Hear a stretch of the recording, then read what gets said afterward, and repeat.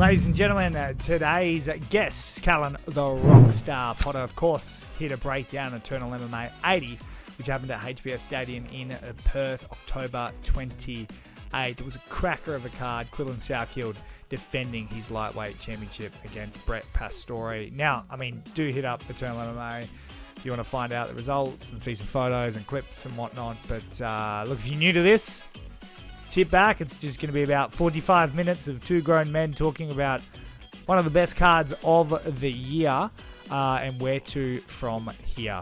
Now, Callan the Rockstar Potter, if you don't know, ex-UFC fighter, been around the regional circuit for a very long time and knows just about everything there is to know about mixed martial arts in Australia. So without further ado, ladies and gentlemen, Callan the Rockstar Potter. Just jumping back in here, we talk about Eternal MMA 81, and as of about 4 seconds ago, the Paul Logar and Alan Philpott bout is off. Alan Philpott had to pull out due to illness, not his decision. His coaches pulled him. I do not believe Eternal has found a replacement, although they have pulled off many miracles before. Anyway, it's still a great show. Eternal MMA 81. Check it out. It's going to be amazing. EternalMMA.com, I think, for tickets, or UFC on Fight Pass. Anyway, see you later. Ladies and gentlemen, joining me on the show, the one and only Callan the Rockstar Potter. Mate, welcome. We're starting off strong, Mitch. What's the... Is it your birthday? No, what a time to be alive. Not only are we in the midst of a couple of amazing Eternal cards, but it is the man's birthday today. All right, the Sultan of Sour, the Godfather of Grumpy, Daniell Kelly's birthday today. Really? It is. We have to pay tribute. Get rid of that now. I've had enough of that. That skit's done. He's 57. I have no idea. He's like one of those Cuban guys, mate. You don't quite know what his age is. Yeah. And I don't do much for him, but I'll see how many times I can give him a side swipe during our conversation today. That's my present to him. And before we get into the fights, I will touch on some Daniell Kelly. Did his UFC career surprise you? Oh, mate, you're just throwing up alley-oops for me straight off the bat. I love it. Thank you. I appreciate it greatly. I'm surprised when that man gets out of bed with great success, mate. So, yes, the short answer to that is yes. To beat Rashad Evans. Everyone was surprised. Anyone that's ever tied up or done any sort of movement with him wasn't all that surprised. That's probably the nicest way of putting it. Now, mate, we have to give, credit where credit is due. Eternal put on an incredible show. That is one of the... Look, a month to go heading in, I knew it was going to be obviously a good card. Like Eternal always has a good card regardless. But it wasn't anything to write home about without the Quillan Salkilld title bout. Yeah, I don't think Wes Kappa was in yet. It was going to be a nice Australian flyweight championship bout with some nice other fights. And it was going to be like amazing, like good Eternal card to sort of round out the year nearly. And then they just brought some bangers, and I reckon it was one of the best cards of the year of any promotion. Spot on, agree. It was amazing. Like I said, the card itself had the formula to look that way, but how many times we've seen that at the highest level where the cards look amazing and they sort of fizzle out? Mate, all these just came and produced. It was just not all of them were teeth to the grind bangers. No. Some of them were very strategic, but just great MMA from start to finish. Yeah, and I think that's important. Like if you're a let's just bleed, let's bang, maybe you didn't think that was the best card. But in terms of narrative, in terms of solving puzzles, in terms of seeing where people were at, I put it in maybe top 3 cards of the year. And 3,100 people in HBF Stadium in Perth. Geez. And if you see the photos of Eternal, like it's getting bigger. Like they're obviously, I think HBF Stadium, can fit, I don't know, I'm going to say maybe 7,000 or 8,000. I don't know if that's true, but they're slowly starting to open more and more of the arena up, which I think is obviously, and they're moving the structure of the show around, like the entrances are from different areas and things like that. I think so they can fit as many people as possible while still keeping it a quality product, which is a problem that neither of us, if we were promoters, would even think about. So Very nice. Oh, mate, they're kicking all the goals. The production's great. The fights are sensational. High level. You know what I mean? It's promising as such a fan of Australian MMA to see the level of MMA that's coming through. You know what I mean? Even guys that haven't got the 10 plus fights, 2 and 3 fights are just looking like world beaters. It's very promising. And if I can say this about Eternal is doing a really good job at taking guys that are maybe 2-0, 3-0, maybe 3-1, and I go, I'm not too sure if they're top level yet, maybe a few more tests. And they kind of almost have thrown them in the deep end a little bit with perfect matchmaking that has just highlighted some of these guys. Like, we'll go into all these fights individually, but guys like Seb Szalay, the emergence, the sort of stage that they gave Quillan Salkilld, like some of these guys are coming out now to even like a Frank Jankowski. Like the way that they are making these guys look, I don't know how they're doing it. Like I don't know if it's the plan, I build this guy up X, Y, Z, then give him this fight, or if they're just dealing with what they've got in front of them. But they're making these guys look like stars. Yeah, I think you're spot on, mate. Whoever's doing the matchmaking down there is on point.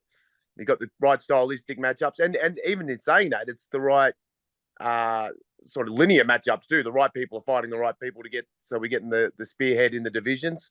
So everything's ticking all boxes. And I mean, we'll go from main event down, which we normally do. Every other card goes up, but when we break it down, we always go top to bottom.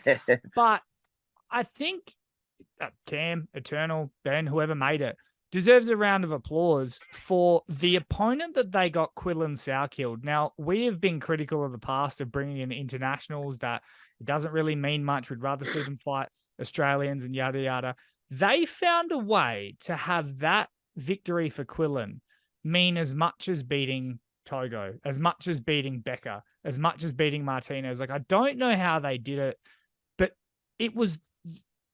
And maybe you'd be a good guy to sort of break this one down, but how difficult is it to go out there and find an international guy, an American in Thailand, and make that a competitive fight? It wasn't competitive in terms of like result and what we saw, but like, I don't think people realize how tough you have to be to have survived what Quillan Salkilld did. Oh, yeah, spot on.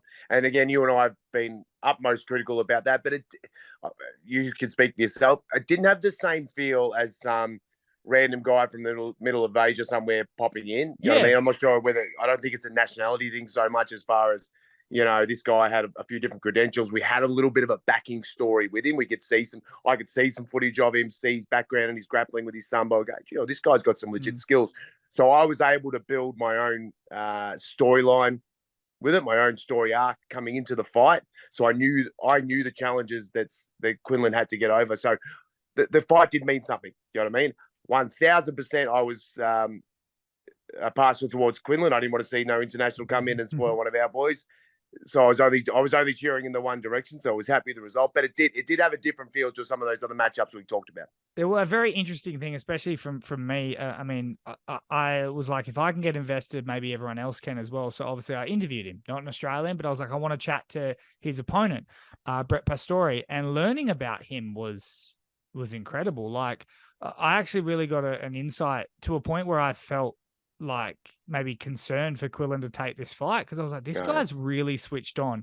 He's really credentialed. And then to see what Quillan did, I think it wasn't, he could have fought, like you said, 3 internationals from Asia in a row, and it wouldn't have done what that fight did for Quillan. So hats off to the matchmakers, like you said, because I think that really highlighted Quillan.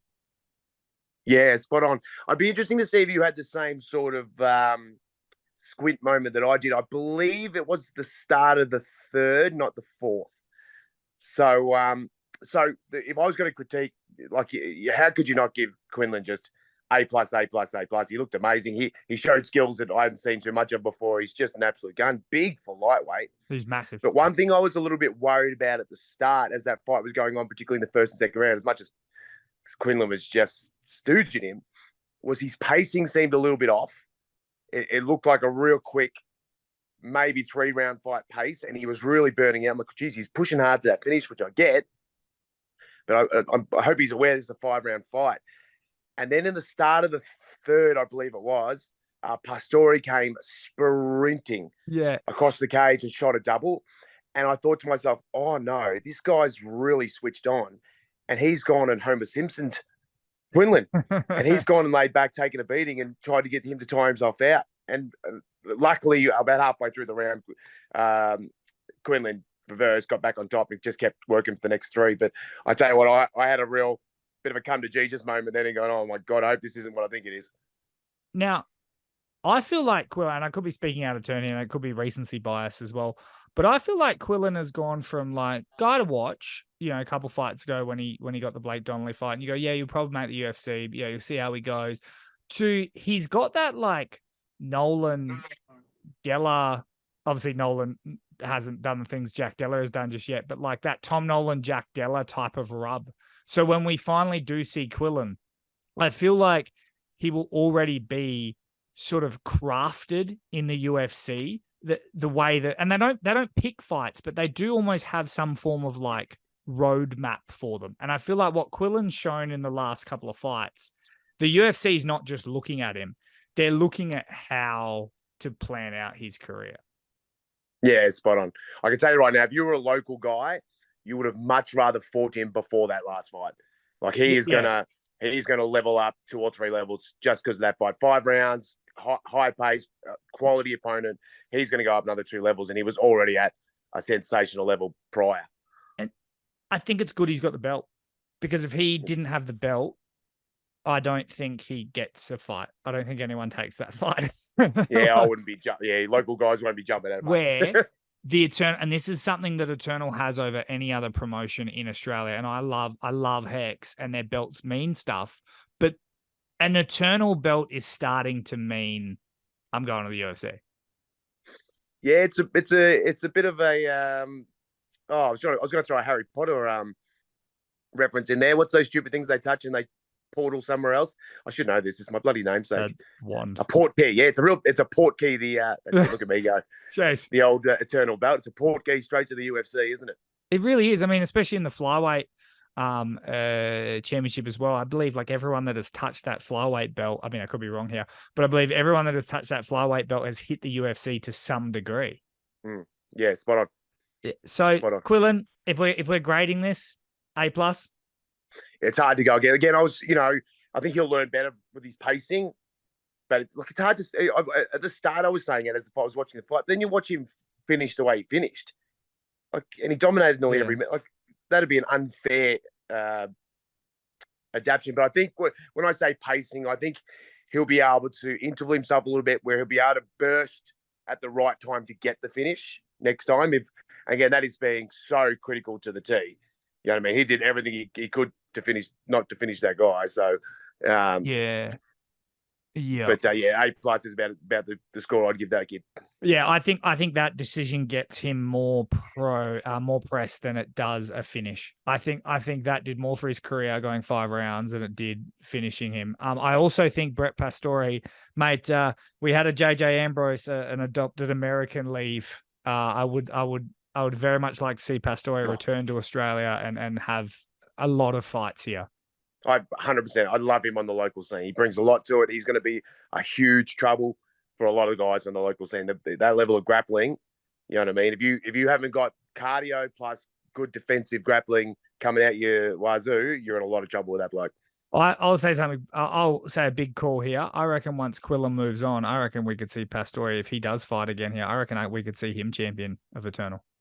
Yeah, 100%. You think about the matchups, those upper echelon guys, your Martinez's, your Togos, your Beckers, all those guys mix that. I'd watch those.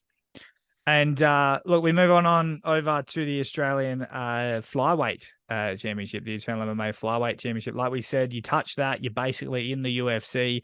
Not only did Anthony Drilich touch it, that was a one-sided beating, really, from start to finish. Yeah, and it went exactly how I thought it was going to go, but on the other side of the coin. So a few people asked me my predictions, and I thought, you know what? If I was going to make predictions, I'd do it live. I think Jankowski might outwork him and get a late sub. That's exactly what I said. Yeah. Drilich outworked him and got a late sub. Yeah, I think it was incredibly surprising as well. Like we said, like I think the Anthony Drilich's last fight, I think it was Jamie Renouf, where he didn't have that super convincing, I think, split decision victory at Bantam. I think that turned us all off a little bit. And now I had some chats with Anthony before this fight, and they never make excuses, but I believe he was quite sick. There was a lot going into that fight. But I think that turned me off, where Jankowski has been so crisp and so dominant his entire career. I think I was a little bit swayed, and I've known Anthony for many years, and I even picked Jankowski. I just thought he was going to, and like we said, Drilich with the power, maybe catches him type thing, but Jankowski by decision. And I think Drilich just told us all to shove it, and he put on an absolute clinic. Yeah, and rightly so, mate. This is why I don't make picks, because the sport's just ridiculous. You just don't know how it's going to play out. But he just dominated every facet. He touched that kid. And again, Jankowski, the one credit you can give him for it, I'm sure he's not overly stoked with his performance. The one credit you give to him is his amazing chin, because Drilich just touched him like that straight left. Oh, just like it was zoned in. He could have closed his eyes and thrown it and hit him. It was just unbelievable. And I was actually impressed. I'll say this though, Jankowski, I still feel like there's a lot to it. It's that thing of levels, right? Like you take anyone that's not Drilich, Jankowski is whooping them in spectacular fashion. And Drilich, I think, showed him that there's that little bit extra he's got to go. But Jankowski's striking, I did not know he was so fluid on the feet. It was as far as we all know his grappling accolades. That's his bread and butter. He had a real a plus and minus night with his striking. His offensive striking looked really great. He puts combos together well. His kicking dexterity is really good. His defense really looked lacking. Yeah. You know what I mean? Not only the ability to cover shot, but just his reading of shots and staying on center line, just a few little basic things that really could have, and not making the adjustments as the fight went on. You know what I mean? It's one of those things where he's got an amazing chin, he got to show it, but it's, as far as things you want to be known for in MMA, that's not the top of the list. So what do you think? He goes away. You're Steve Walton, Wolves Den, his head coach, his gym. You get Jankowski on Monday morning. Like, what's the main thing you're addressing? A lot of boxing, defense, movement. You know what I mean? His offensive striking, again, is great, but I think he likes to play his trade more in the grappling. The number one thing you've got to worry about on the feet then is not getting hit. You know what I mean? He'll come against guys that are far better than him on, you know what I mean, on the feet, but he'll be able to school on the ground. Your number one concern is not getting hit. You know, getting him doing the boxing rounds, getting that head movement down, cutting some more angles, all those sort of things. You know, he can't be getting touched as much as he did. You know what I mean? But again, he's going to be one of those guys that's going to level up 2 or 3 levels just from that one fight. And now, in talking of who does like a Drilich face next type of thing, I mean, do you think, in your honest opinion, that Anthony Drilich is UFC ready? Yeah, that's a big step. The only issue is the shallow nature of the flyweight division. You and I had a quick chat. You know, if there is possibilities from cross promotions, there's another flyweight kicking around out there that it's in a very similar boat, probably a step above Drilich as far as the call up. But if somehow the MMA gods can create their own arena and we get Nicoll and Drilich, I would absolutely sit down and watch that bout.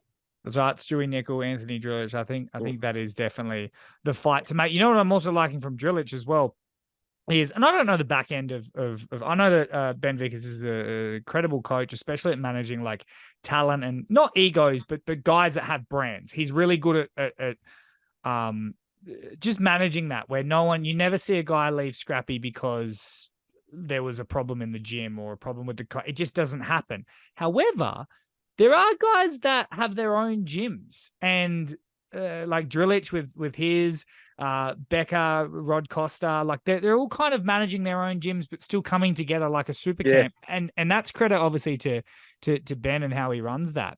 But I wanted to highlight that because obviously Drilich had his gym opening, and there's a stress when you're opening your own gym and whatnot. And then he goes and wins the flyweight belt. He then kind of bounces around with Scrappy as well, obviously training and managing that. Another guy that's also juggling running a gym and training is the one and only Wes Kappa. Oh, mate. I was waiting. I was just waiting for this moment just to get to, as I pointed out pre-match, mate, I'd watch that man fight a 300-pound penguin just as long as he's in that cage. And what a performance. You know what I mean? He was just... Now, he had about 3 or 4 opponents change leading up to, I believe, the weight class changed like 3 or 4 times. Once again, credit to Eternal for just working so hard to find a replacement. It's not as simple as people think, where you just pick up the phone, you give it a call, and especially a guy like Wes Kappa, like who's fighting Wes Kappa on like 3 days' notice? Yeah, spot on. You can't find it, yeah. No, and the young fella came in and put on a great performance. He didn't come in and lay down. You know what I mean? Huge Taekwondo background. And throughout, he was really tricky, and I can actually see Wes being patient and having to find his reads, because he was having a lot of trouble with all those kicks flying everywhere, timing his entries. It was a really strategic sort of start to that fight. Yeah, Kevin Piras, big round of applause for him for just even stepping up. Did you know Wes Kappa? And this sounds kind of stupid, but did you know Wes Kappa had that much power?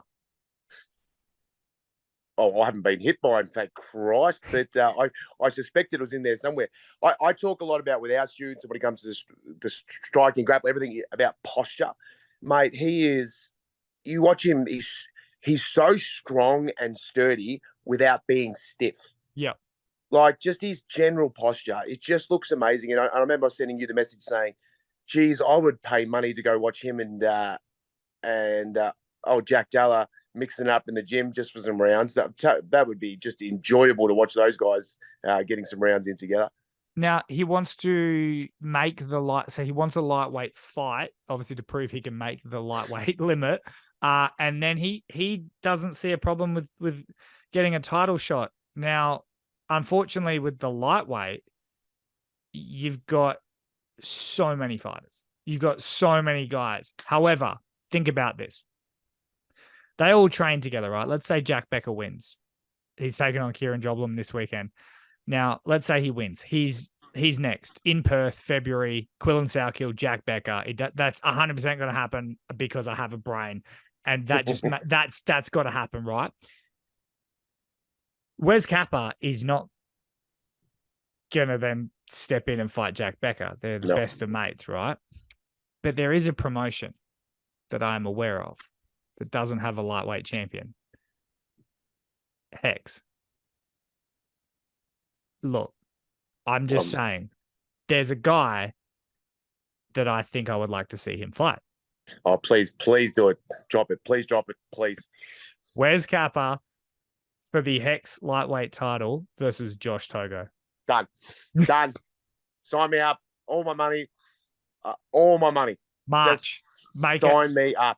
Like, it's gotta. I think it's gotta happen. That would be a hell of a fight. Oh my God. I will wash both their cars for a year if they just fight each other. Please just let that happen. Josh Togo, West. Oh my God. Just make it happen somewhere, wherever. On a beach. I don't care. Mate, that would be an absolute cracker of a fight. Are you convinced that now Wes Kappa's mentioned it a little bit? Are you convinced that he has done enough? Yes. So I'm just going to give a hug. Say hi. Hello. All right, back off. What was your thoughts on Eternal? She doesn't care as long as I think she's just cruising for ice cream. 100%.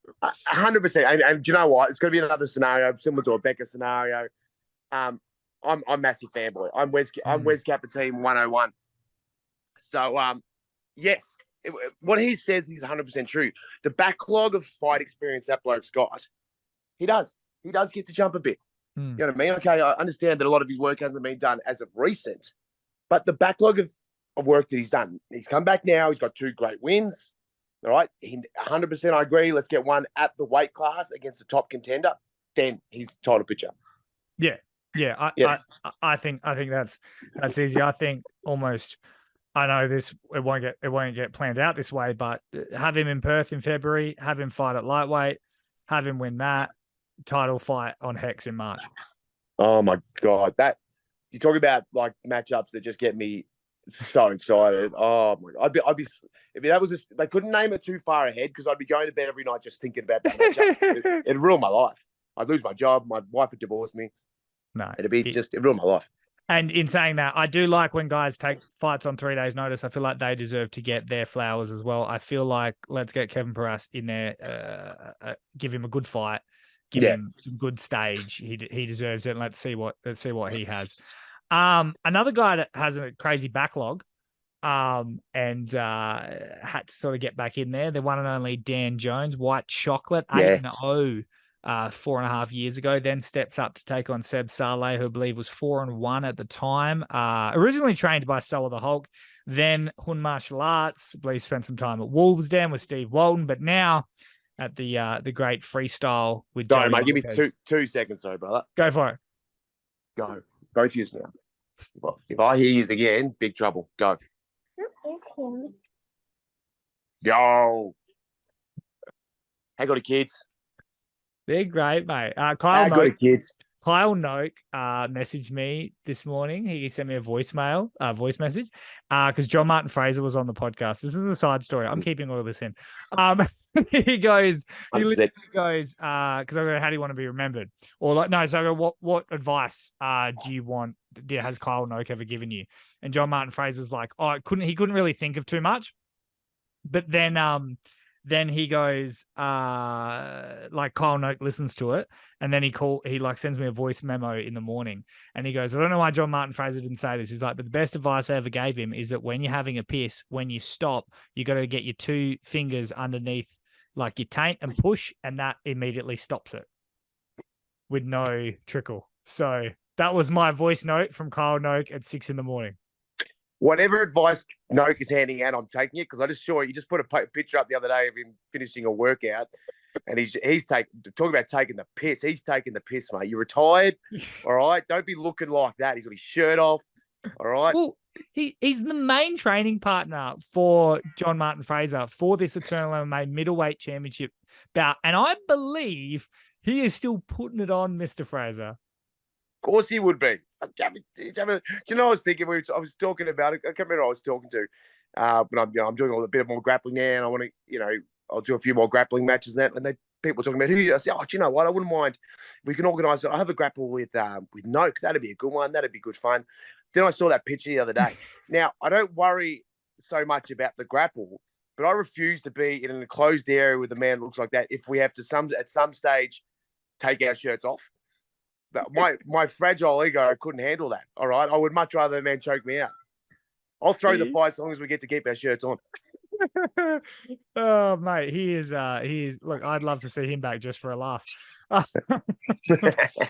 But mate, on the Dan Jones Seb Szalay fight, I mean, I think, speaking of, as I said at the top of the podcast, with Eternal giving guys platforms and turning them into superstars, I think they have turned Seb Szalay from a 3-2 fighter, that guy that kind of bounces around, has fights here and there. They have turned him into a legitimate contender. Yeah, he's another one. I don't think anyone's going to be knocking the door down to fight, mate. Like he's a nightmare matchup. You know what I mean? His style. Yeah, 5-1. His style and everything. He moves. His takedown defense is good. He's so hard to time in the feet with that karate background. I couldn't tell whether Jones had the ring rust or he just couldn't quite figure out Szallay's movement. It was a hard one. Yeah, he is very tricky. I mean, he was 8-0, but that was 4.5 years ago. He is 33. He did rely heavily on his athleticism back in the day and his work ethic. Yeah, I mean, I would like to think it's just ring rust. I'd like to see Dan Jones back in there as quick as possible. We're about to see. Spot on. Yeah, and just sort of and see what he can do there. Seb Szalay, though, making the trip of training at freestyle in Windang, just the most perfect move. Is there anyone you'd like to see? Szallay's only had his only career loss has been against his only loss has been against Abdallah Biata. I just had a thought. Yeah, that's right. Yeah. Sem Kakembo, I believe, is still looking for an opponent for November 18th for Hex. Yeah, you did drop that to me the other day, and I don't hate it. That'd be a curious matchup, isn't it? You know, we got to see a little bit more of Sam's grappling accolades. Yeah. Which I was really impressed with. Mate, give me one more stitch. Go. He's back. Mate, if you hear someone getting rid of 2 children 100% wanted me, all right? Yeah, it's All right, weird. It's weird you put it on mute. I was like, Dads will know. The dads will No, know. I get it, mate. I get it. My daughter's starting to talk a lot more, and a lot of it is just screaming and crying, which I love. Yeah, pretty much. Yeah. Pretty much. Speaking of screaming and crying, that's what I would have to do if I was in the cage with Seb Szalay and Sem Kakembo. That's a good fight. I think that fight. I did hear through the grapevine that Hex potentially could be keeping an eye on these Eternal fights for this very reason. Oh well, you couldn't imagine not. You know what I mean? The pools are so much deeper than they were as far as Australian MMA, even in the pro ranks. But it's not that. Once you get to the spearhead of each division, it gets pretty thin. And when you want those good matchups, if the promotions are chasing the proper good matchups, you have to look across the other side of the fence to which people are leading the weight classes. The only other option I reckon that makes sense is maybe the winner of Philpott and Diego Perez taking on Luke Jones. Philpott and Loga. That's it. I reckon. Yeah, that's a good one. That's a good one too. Yeah, they could come up. Who knows? Any of those would work. I like that as well. Did you catch the first bout of Eternal MMA 80? Julian Guistiniano versus Ryan Cooper. Yeah. Those guys are obviously a little bit fresher, and they were both debuting for their MMA careers. Yeah, again, where it warms my heart, as much as they're not to the level of some of the other guys you mentioned already tonight. The level of guys that are making their pro debut because of the amateur ranks now, it's just unbelievable. Like, they've got skills in all areas. They can grapple, they can strike, they can, they can wrestle. It's really impressive to see guys of that sort of lineage still have that amount of skill. Yeah. Now, mate, before I let you run, there's a few little topics that we've got to cover off. I can't even remember. We've been chatting for that long. I can't even remember if we actually covered this. The Eternal MMA welterweight title bout. Oh my God! I messaged you straight away. Straight away. I actually was I had to pause it to go and do something. And then you messaged me, and I checked my phone, and all I had was Crazy Horse versus Aldin Bates, and I was like, oh no. And then I went and checked, and a lot of rumors and fights don't get past me these days. That one did. I was talking to Aldin Bates literally like 2 days before the show. He did not let it slip. When I was talking to Frank Jankowski, that is a secretive man, but mate, that is an incredible fight. How good is that fight? That's up there too. That's gonna cost me some sleep. And I'm gonna do a sidestep while we're talking, because this is the perfect sort of thing. I was talking again to our commentator from the weekend, Matty Williams. Him and I were chatting, and I was saying how I was going to discuss tonight. We've got to organise that Australian MMA version of the Fight Companion. Yep. And I was saying it's got to be me and Mitch, and I reckon you'd be a good adaptation, but I don't know about fourth. Obviously they're fourth. And then I was busting my mind about it. I thought, it'd be a great fourth. And I think you know this gentleman a bit better than me. I think I've only met him in passing, Mr. Blake. Excuse me, is it Blake? Not Blake Shepard. Blake Richardson. Blake Richardson. There you go. Yeah, Mr. Blake Richardson. Yeah. Only met him in passing. I thought he'd be great. He's a comedian as well, isn't he? Yes, yeah, he is, and he trains a little bit at Scrappy as well. So, the only curse I would have if he was going to be the fourth is he's not allowed to sit next to me, because again, like the exact opposite to reason, so that I'm friends with Dan Kelly. Yeah. That man's too good looking, and I'm not going to be sat next to him and how to point out how unattractive I am. Yeah, but as the more unattractive you are, the better at fighting you are, because it goes Dan Kelly, Callan Potter, Blake Richardson. So exact same thing. No, I'm loving that. I'm loving that right out fight with Aldin Bates. I think he gets this. He's back on track to, he had that Glenn Pettigrew, Jack Della sort of skid, got injured. He would be back on track of being where he belongs, which is right at the top of the welterweight division.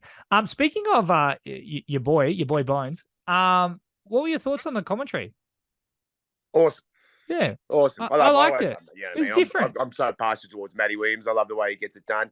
I'm a big fan of Big T when Big T's in there, as well as the runner. When you have your commentary teams, you need your runner. You need your special ops guy. Again, names escape me. Young fellow that was working with Matty. Brett. Brett Benetti. Yep, he's great. Does a good job. Certainly not throwing shade on him, but I love T. I love when Big T's in there. T, I've worked with T, and he's so easy to work with. He keeps it so fluent, and allows you and Matty does it really well as well. Just allows you as a sort of a special commentator guy to be a bit silly. Yeah, he's definitely not young. He's a very old man. But young. The funny thing is too is the reason why you bring up that is your boy Matty Williams sent a question in. He said, because I was asking people questions to ask when you came on, he said, if the Rockstar and Wes Kappa had a band, what would their number one hit be called? Oh, Jesus. Wes Kappa and Jesus. Oh, mate. Why does he ask stupid questions, Matty? It's just why it makes him a good commentator. As long as the number one hit wasn't him hitting me, I don't care. Now, mate, like I said, before I do let you go, if you could grade that Eternal show, and we like to do this of going into the show, what you thought it was going to be on paper, and then what it ended up being, what would you give it? I gave the lead up a solid B+, being very stingy, and it finished being an A. It was just everything I needed out of a fight show. Again, not not wall-to-wall just bleed moments, not wall-to-wall just bleed moments, but good fights like that. But then some solid, just high-level MMA. Like I like to watch shows as if I was thinking about the UFC or international people watching Australian MMA, how it's being represented. I'm happy to hang my hat on that. If someone's going, tell you what, the MMA down in Australia looks all right at the moment. And final one, mate. This weekend, November 4th, Eternal MMA 81. We've got the middleweight championship. John Martin Fraser, Brogan Anderson. We got Jack Becker, Joblin. We got Marfan. We got Stanoff. We got Pereira. We got Jones. We got Philpott. We got Logar. What a cracking way to finish the year. Eternal. Look, I was critical. And some crap happened at 78 and 79, but my God, they have put themselves back on top. And you know I love Hex, but I think this last little run from Eternal has really they're still number one, man. They are. I mean, we've still got a Hex card to go, but they are still number one with what they've delivered with these last two cards. But what is the fight you're looking forward to the most? Mate, it's like, mate, that's making me pick my favorite Swedish netballer, mate. Like, that's just not fair. That card's just ridiculous. Like, just top to finish, those the two big boys at the top. You know, I'm number one fan, Jack Becker, Team Becker. So seeing him get back in Joblin, I love, you know what I mean? Absolute stalwart of the game. Marfan, absolute freak. Never had a boring fight. Where do you want me to start? Philpott back in there. Logo, oh my God, those two are going to stop it. Stop it. My pick. I'll give you my pick. It's Philpott, Logar. That fight means the most. Both of these boys have had like a resurgence, and I reckon the winner of this, I know it sounds crazy, goes on to win a belt. I love it. I love it. Big things. It's a big thing podcast, all right, mate. We're making big things happen, and I couldn't disagree. Love you know it. What I mean? Love Logar, love Philpott. Real big fan of Philpott. So love to see those guys just get right back into it. You're the absolute best. Callan, the Rockstar Potter, mate. Thanks for your time. Go yell at your children. Thanks, brother. Catch you guys. See you, mate. See you, mate.